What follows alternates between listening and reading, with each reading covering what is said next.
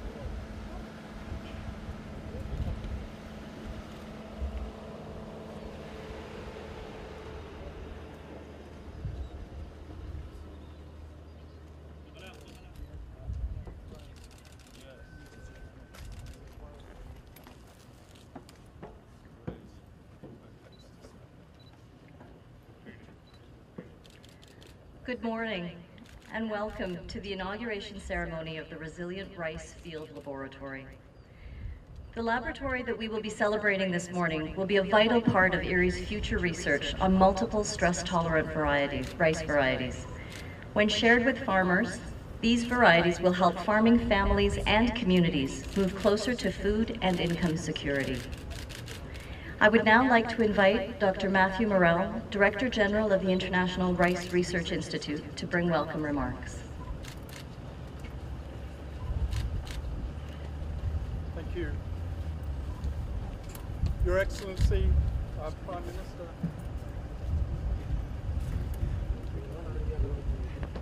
Prime Minister Narendra Modi, delegation guests, IRRI colleagues. On behalf of the entire community of the International Rice Research Institute, it's with great pleasure and honour that we welcome His Excellency Shri Narendra Modi and the delegation from India to IRRI's headquarters, where IRRI is hosted by the University of the Philippines and in the town of Los Banos. After some very heavy rain last week, we did not know if we could perform this groundbreaking ceremony for the Resilient Rice Field Laboratory here in the field. But you have brought good skies with you, and they have cleared, and the flash flooding that occurred here last week has receded, so we can complete this ceremony today. So while this site currently looks like a set of rice fields, we will be completely overhauling this site to build in state-of-the-art sophistication in growing rice under controlled, flooded and saline conditions. This laboratory will allow us to control not only the conditions under which rice is grown, but also to use some very exciting new methods for measuring the growth and performance of the crop.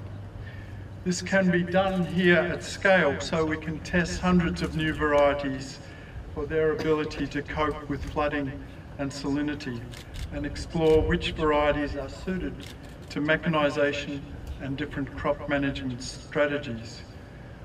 Mechanisation and improved crop management options are becoming more and more critical as women increasingly shoulder the burden of rice farming.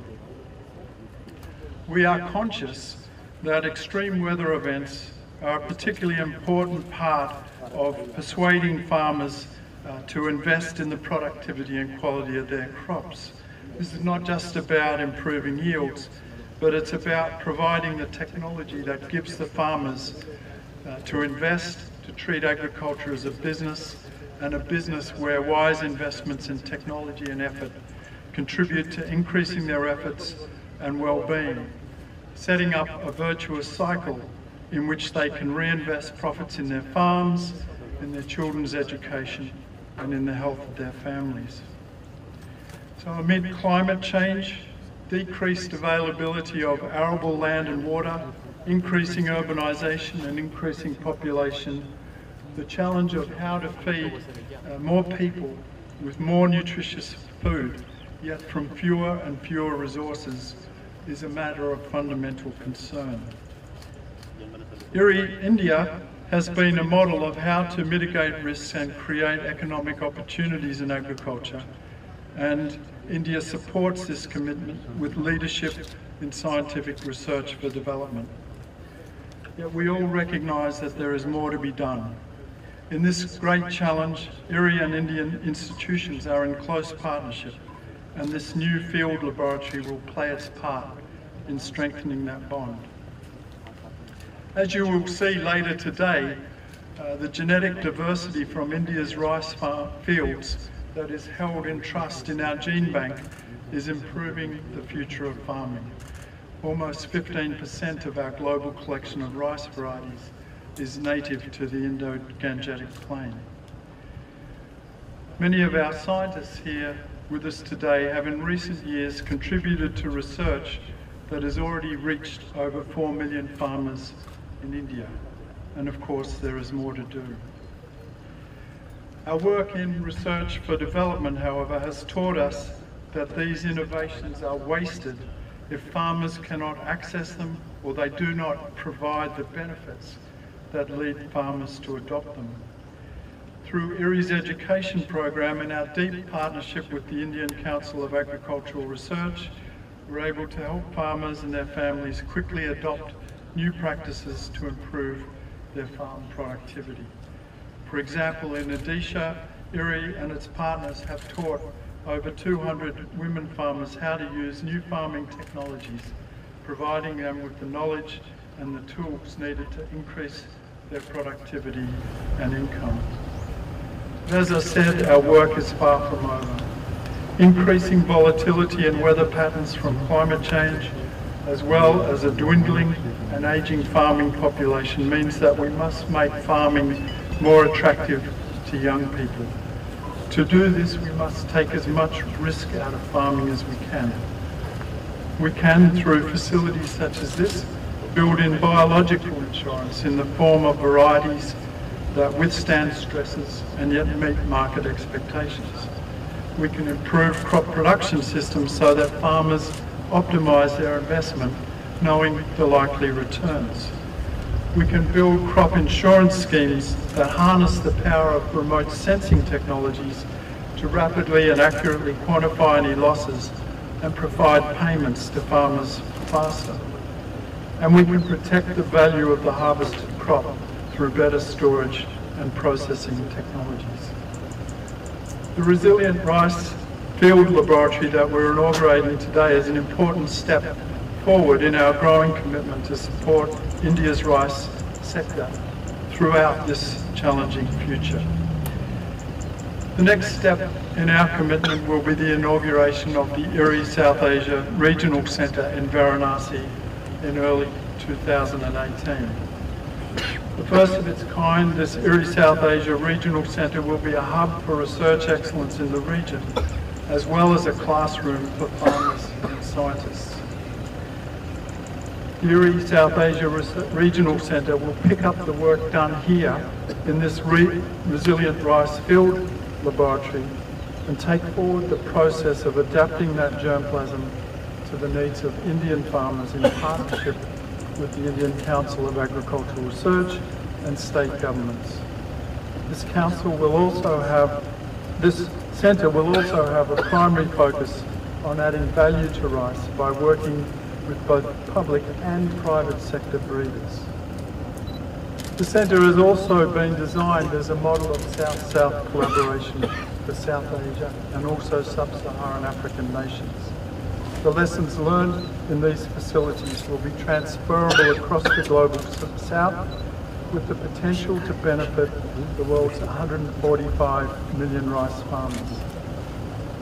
I would invite the Prime Minister to inaugurate that important facility in his constituency of Varanasi as a part of our ongoing partnership and commitment to India.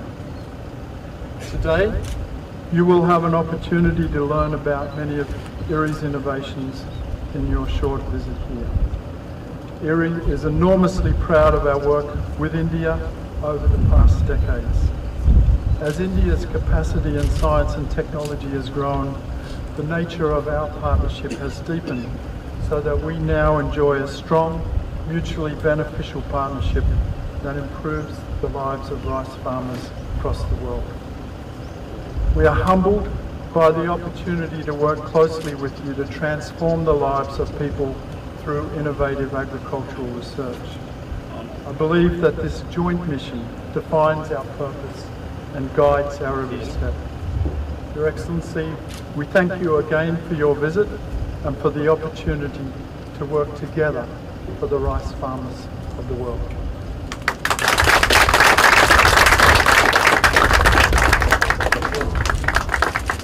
Thank you very much, Dr. Morel. IRRI values the long-standing partnership we have with the Government of India, which has brought about breakthroughs in rice research and farming systems in India, as well as in the global community. To mark another milestone in this partnership, I would like to invite the IRRI Director General, Dr. Matthew Morel, and the Prime Minister Narendra Modi of the Republic of India to inaugurate the new Rice Resilient Field Laboratory, with the ceremonial groundbreaking with the shovels on the side of the stage.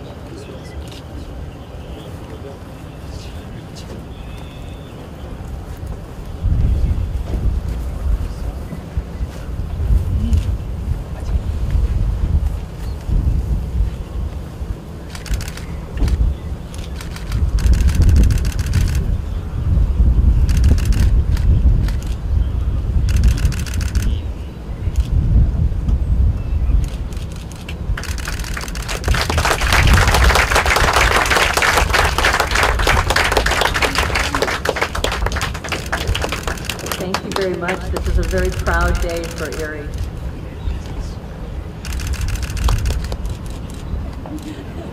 I would now like to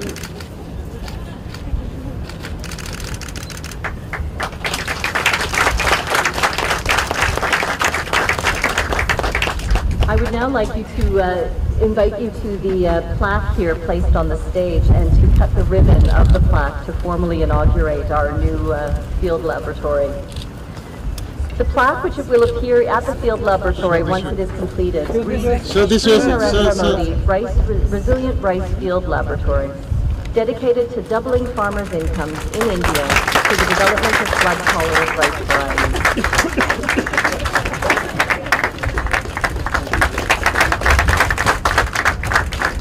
Inaugurated on November 13, 2017 by Shri Narendra Modi at the International Rice Research Institute.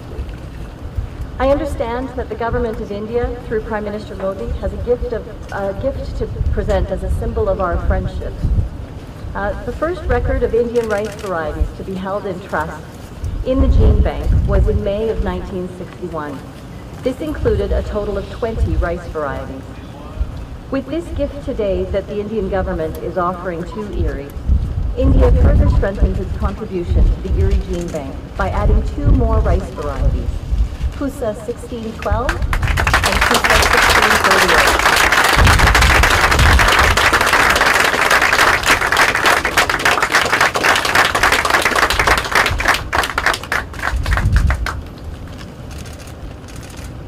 So as a reciprocal gift, we would like to conduct the full DNA sequence analysis of these varieties and make this available for researchers around the world.